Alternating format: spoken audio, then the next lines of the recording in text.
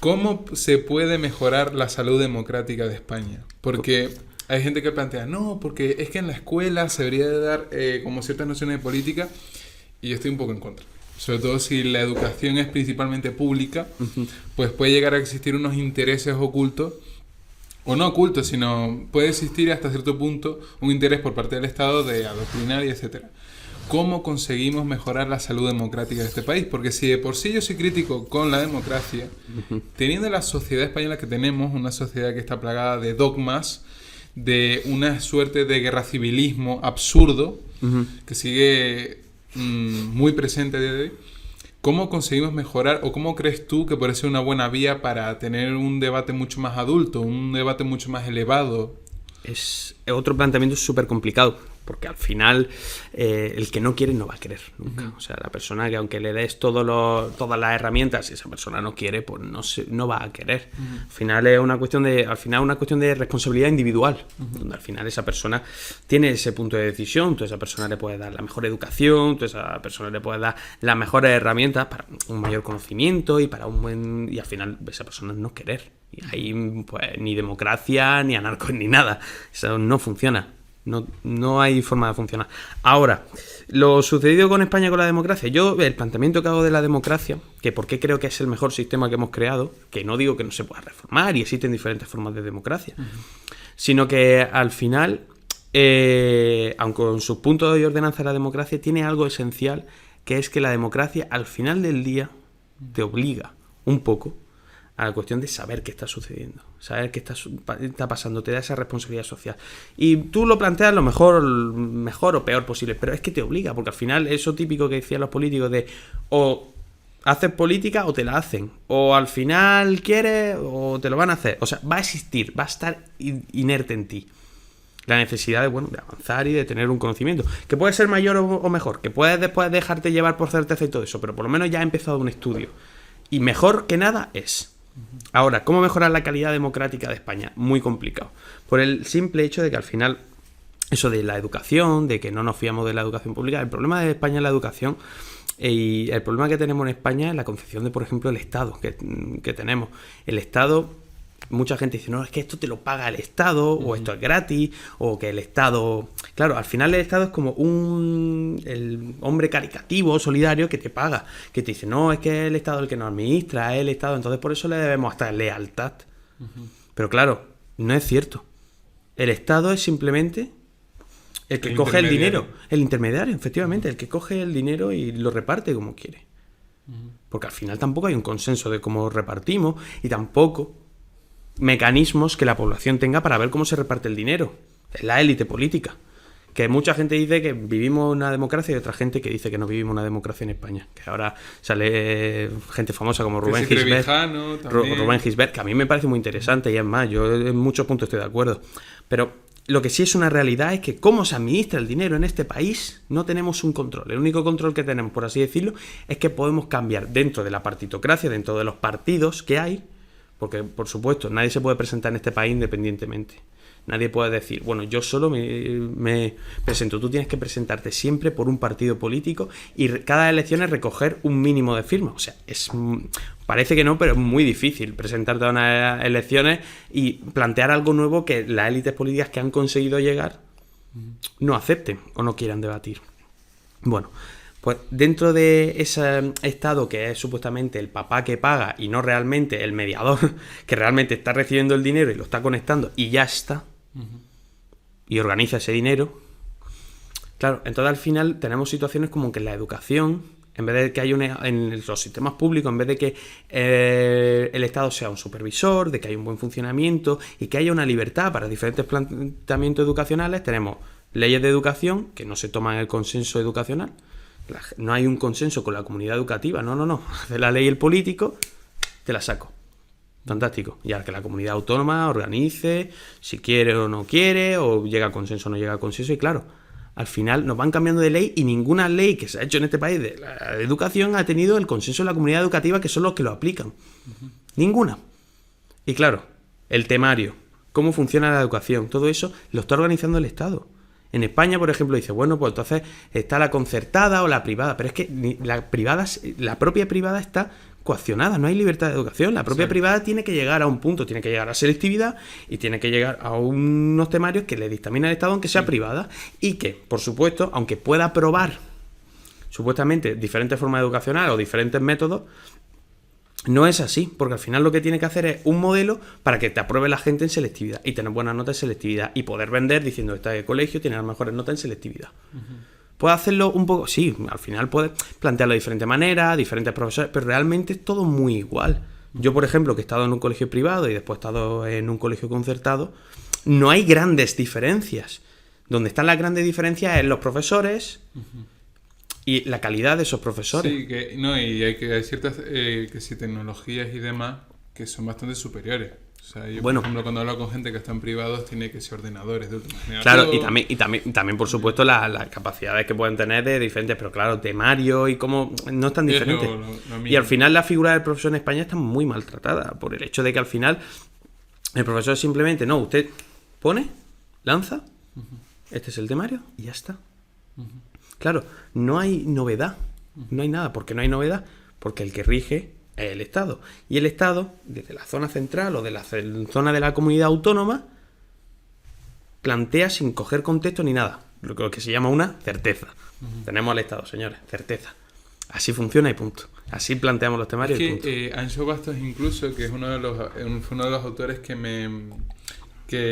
escogí, digamos, para empezar a entender un poco el tema del anarcocapitalista, él decía una cosa que me parecía muy sensata y es que ser anarquista, da igual la rama que sea, te hace ser menos vago.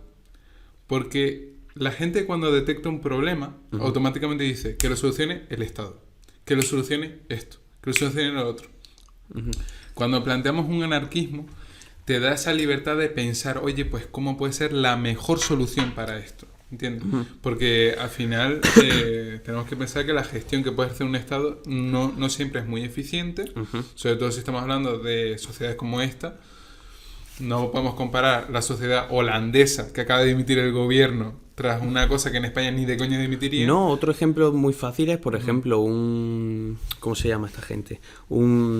Que la gente de Inglaterra, los SER, creo que eran los SER, sí. un SER, no sé si es así, llegó 2 minutos tarde, 3 minutos tarde a una declaración que se tenía que hacer, donde él tenía que intervenir, dimitió.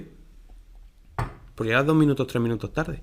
Dijo, esto no se puede aceptar, y al final le revocaron la dimisión y todo eso, pero es que ese hombre dimitió. Esa facilidad y ese respeto que se le tiene al punto del trabajo, al punto del puesto en el que está, en España no se da, en España es postureo. Es más, en España es tan terrible la situación de que en el Congreso, en los debates públicos, se dan por todos lados, se dicen de todo, tratan no como un adversario, sino como un enemigo a batir. Que esto también ha sucedido, por ejemplo, en Cataluña. El señor Gabriel Rufián hablaba de como concepción de enemigos, concepción de que lo están robando su propio partido político, un ataque constante al concepto español, al concepto de España, al concepto del Partido Popular, al concepto del Estado español. Y de repente, cuando va a una entrevista y dice, bueno, no, pero si a mí me gusta España, si a mí en realidad, bueno, la parte cultural mis abuelos de España, son andaluces. que mis abuelos son andaluces y todo eso. Claro, ¿qué sucede en Cataluña? Que te llaman traidor. Traidor. Sí. He tenido traidores gordos, ¿eh? Es una guerra para muchos de ellos. Es una concepción de guerra, de señores, que tenemos un problema de un Estado opresor.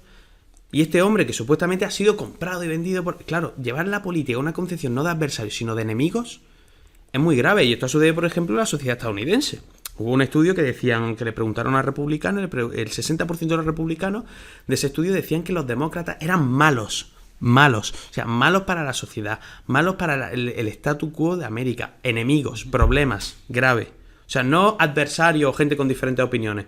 Gustavo, tú y yo, o Javi, tenemos diferentes opiniones. Jorge también tenemos diferentes opiniones, pero no somos enemigos. Somos incluso amigos.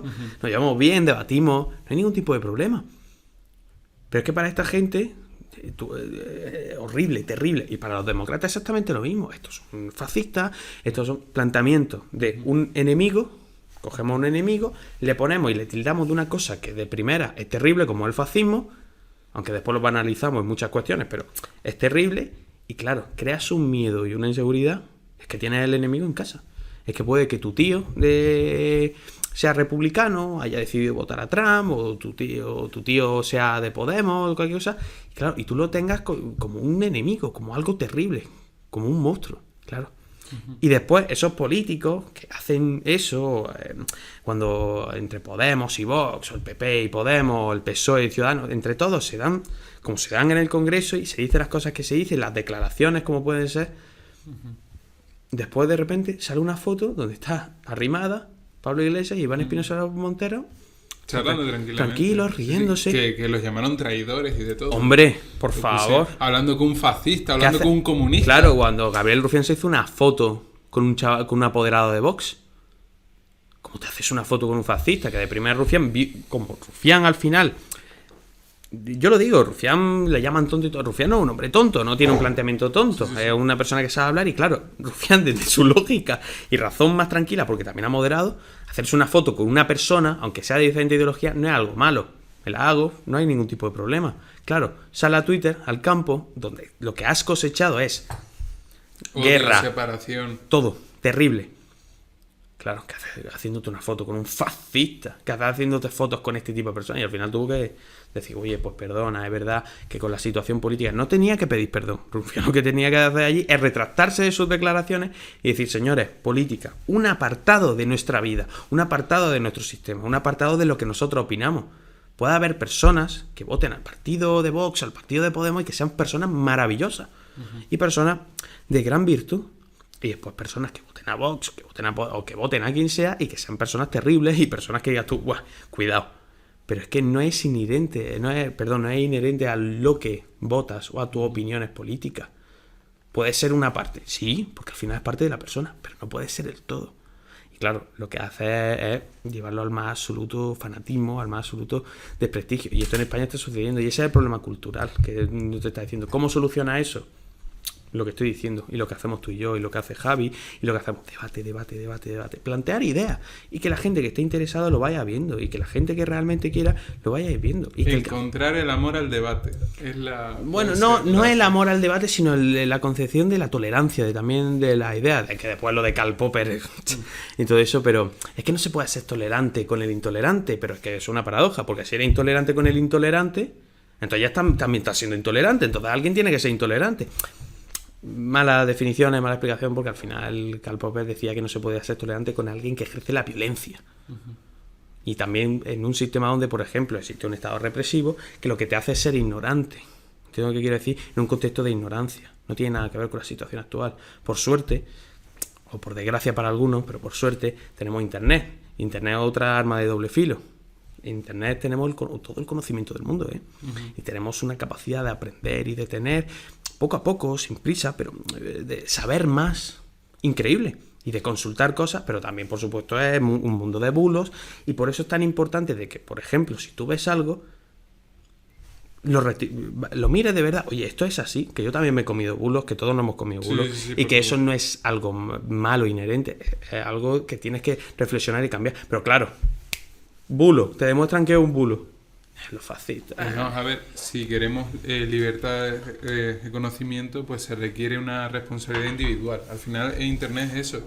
Antes solo podías leer los libros que le interesaba al Estado o los libros que estaban catalogados según la academia de no sé qué. Sí. No, hoy en día, pues hombre, te vas a encontrar con muchísimos bulos, por supuesto. Pero yo creo que, en todo caso, lo que sí deberíamos aprender es a cómo reconocer o a cómo tratar simplemente correctamente Internet. Es que es muy sencillo, no es tan eso, es simplemente tú lees algo. Pues lo que haces es investigarlo muy rápido. Si es que es muy rápido, copio y pego y voy a buscarlo. Y veo diferentes cosas, diferentes artículos. Es que son 5 minutos. Y contrastar y demás. 5 minutos. No es más, o sea, no es simplemente 5 minutos. Yo me acuerdo, tengo un ejemplo muy claro, y mira, y esto es una cosa de libertario, que lo que decía era que no me acuerdo si era, bueno, creo que era Dinamarca, que si en Dinamarca tú estabas recibiendo el paro, o que si no estabas pudiendo trabajar, o si tenías cosas, no votabas. Usted no vota, usted no está aportando, usted no vota. Claro. Eso salió, ostras, qué modelo, increíble, eso así, claro, salió la embajada de Dinamarca, yo vi y dije, esto es muy raro, esto a mí no me cuela. Copio y pego, pongo Dinamarca, prohibir voto. O sea, y yo escribo lento, yo soy de teclado lento. O sea, a mí me llevó 10 segunditos, porque yo lo de la mecanografía no. Primer artículo. Facebook de la Embajada de Dinamarca de Argentina. Esto es mentira. Esto es un bulo. En Dinamarca no hacemos esto. Y había otra cosa de que sí podían prohibir el voto, pero que no tenía nada que ver, que ahora no recuerdo. Es que me llevó 15 segundos verlo, 15. Y claro, ese tweet tenía 38.000 me gusta, no sé cuándo de retweet, increíble. Y yo de verdad preocupado diciendo, hay tantas personas, porque después le están los me gustas de coña o de reírse y ya está, vale. Pero hay tantas personas, tantas personas que realmente no están mirando lo que están aprendiendo. Realmente hay tanta despreocupación por lo que se está diciendo. Y eso es un problema muy grave, y eso es un problema cultural que al final no hay una base del Estado que pueda hacer para que eso deje de existir. Eso es una forma de que simplemente poco a poco lo vayamos cambiando. Con el tema de los bulos y con el tema también del control de la información, hay gente que sostiene que Facebook es una buena herramienta para socavar el sistema democrático. Uh-huh. Y eso se ha podido analizar hasta cierto punto con Estados Unidos y demás.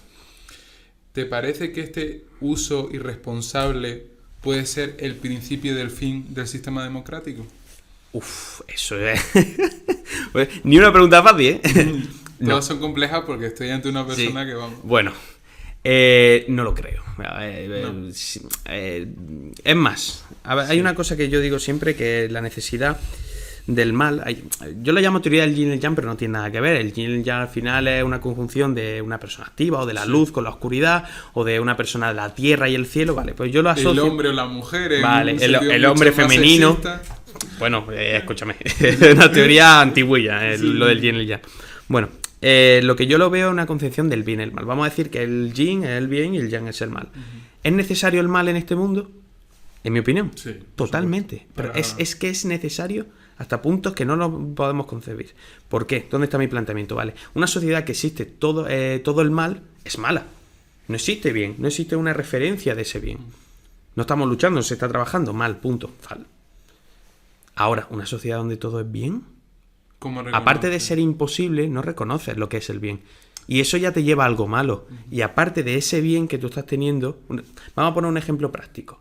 Cuando tú a una persona desde pequeña, tú le das todo lo que quiere, todo lo que necesita, todo, pero sin valorar ni nada.